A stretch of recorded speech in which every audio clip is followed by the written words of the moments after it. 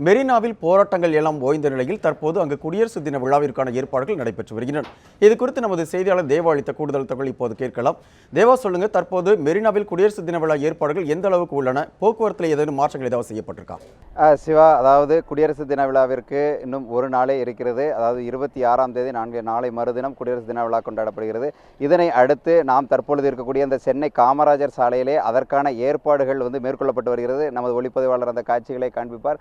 அதாவது இந்த காமராஜர் சாலை இருக்கக்கூடிய பகுதி, அதாவது இந்த காமராஜர் சாலையின் ஒருபுறம் இருக்கக்கூடிய போர் நினைவு சின்னம் மற்றும் மற்றொரு புறம் இருக்கக்கூடிய கலங்கரை விளக்கம் ஆகிய இரண்டு பகுதிகளிலிருந்து வரக்கூடிய வாகனங்கள் மட்டுமல்லாது இந்த காமராஜர் சாலையின் இணைப்பு சாலைகள் அனைத்தும் போக்குவரத்து தடை செய்யப்பட்டு அனைத்து வாகனங்களும் திருப்பிவிடப்படுகிறது. தற்பொழுது இந்த சாலையில் காவல்துறை மற்றும் அரசு துறை வாகனங்கள் மட்டுமே இந்த சாலையில் அனுமதிக்கப்படுகிறது.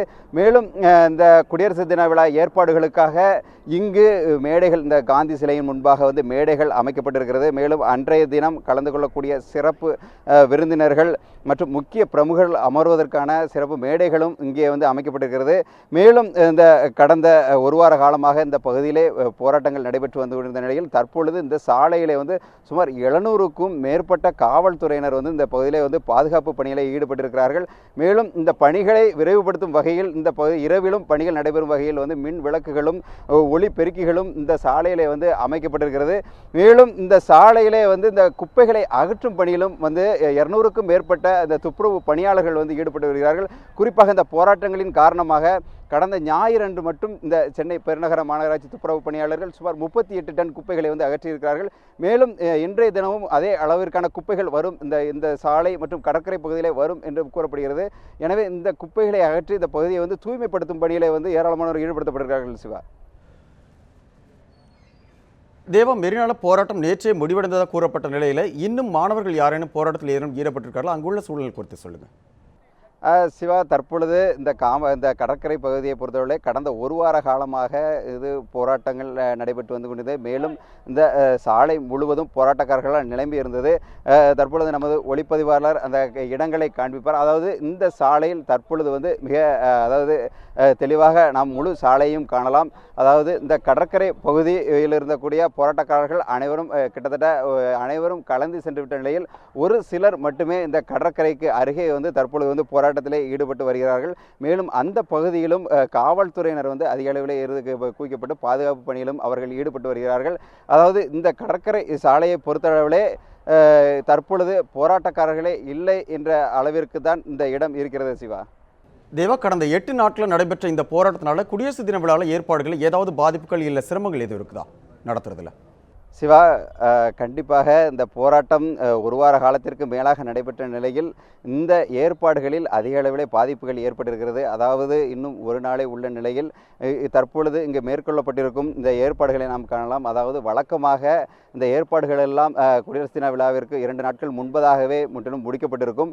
மேலும் இந்த காமராஜர் சாலையிலே இது கலை நிகழ்ச்சிகள் மற்றும் காவல்துறையினர் மற்றும் இராணுவத்தினுடைய அணிவகுப்புகள் எல்லாம் வழக்கமாக நடைபெறும்.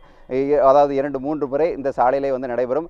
ஆனால் இந்த சாலையிலே போராட்டங்கள் நடைபெற்று வந்ததின் காரணமாக ஒத்திகை நிகழ்ச்சிகள் எதுவும் இந்த சாலையில் இதுவரை நடைபெறவில்லை. அதாவது கடந்த 19ஆம் தேதி முதலாவதாக ஒரு ஒத்திகை நிகழ்ச்சி நடைபெறும் என்று அறிவிக்கப்பட்ட நிலையில் அந்த ஒத்திகையானது ரத்து செய்யப்பட்டது. அதற்கு அடுத்ததாக 2 முறை இந்த இணைப்பு சாலைகளிலே மட்டும் ஒரு சிறிய அளவிலே ஒத்திகைகள் நடைபெற்றது.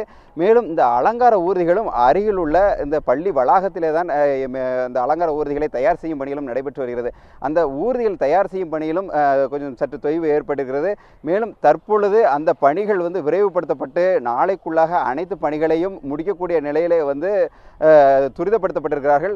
மேலும் இந்த போராட்டத்தின் காரணமாக, அதாவது வழக்கமாக குடியரசு தினத்திற்கு முன்பாக இந்த சாலையை மட்டுமே நாங்கள் சுத்தம் செய்வோம், பெரிய அளவிற்கு குப்பைகள் இருக்காது என்று மாநகராட்சி ஊழியர்கள் தெரிவித்திருந்தார்கள். ஆனால் இந்த போராட்டத்தின் காரணமாக, அதாவது ஏற்கனவே கூறியது போல கடந்த ஞாயிறன்று மட்டும் 38 டன் குப்பைகளை அகற்றினார்கள். தற்பொழுது நேற்று அவற்றையெல்லாம் அகற்ற முடியாத சூழ்நிலை இருந்தது.